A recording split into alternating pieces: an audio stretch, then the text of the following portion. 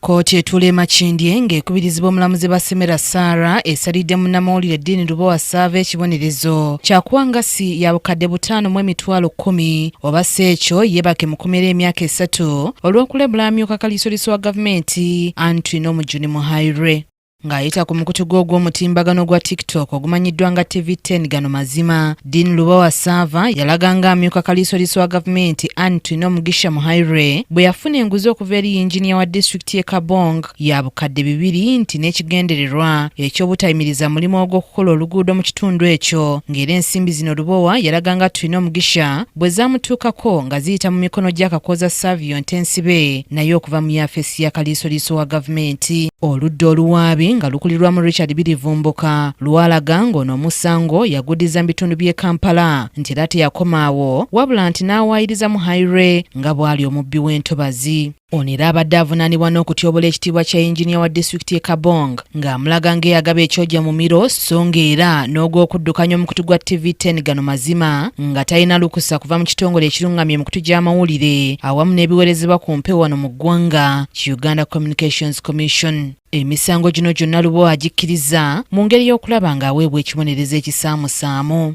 Kooti bw'eti emulagidde okuwa engasi ku misango 8 nga buli gumu alagiddwa okuwa emitwalo 6 ng'era kino singa kimulemerera nga waakusibwa emyaka 3 mu kkomera. On count 6, you are sentenced to a fine of 600,000 Ugandan shillings or imprisonment of 3 years. And on count 7, you are sentenced to a fine of Ugandan shillings 600,000 or imprisonment of 3 years. On count 8, you are sentenced to a fine of Uganda shillings 600,000 shillings. Ku musango omulala ogw'omwenda ono alagiddwa okusasula engasi ya mitwalo 3 oba okusibwa emyezi 3 mu kkomera, ono aba waakusasula engasi ya bukadde 5 mu emitwalo 10 oba okusibwa. And on count 9, you are sentenced to pay a fine of Uganda shillings 300,000 or imprisonment for a term of 6 months. These fines are to run consecutively, while the default sentences shall run concurrently. Mu ngeri y'emu ono alagiddwa okuggya obubaka bwonna bwe yateeka ku mukutu gwa TikTok ssaako okwetonda okuyita mu mpapula z'amawulire obutasukka bbanga lya mwezi gumu. Oluvannyuma twogeddeko n'amyuka kaliisoliiso wa gavumenti Anthony Nomugisha Muhaire ng'era asanyukidde ennamula ya kooti era n'asaba abantu okukozesa obulungi emikutu gimigatta abantu.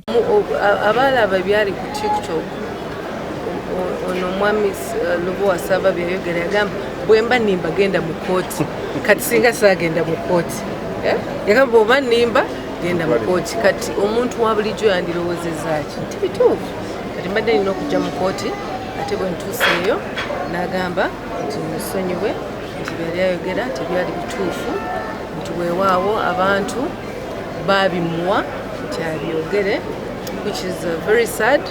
Naye of course era ye yabyogera yabeera ki yabeera avunaanyizibwa lwaki yabyogera ng'amanyi nti si bituufu ati yasooka finding out si bituufu. Ate njagala kukubiriza omulanga erimmwe aba media especially the young people temukolesa bubi maloboozi gammwe talenti zammwe. Buli omu Mukama yamuwa ekitone naye ekitone kye yamuwa kyakuzimba balala. Kakoza Savio Ntensibe naye asanyukidde ensalo ya kooti.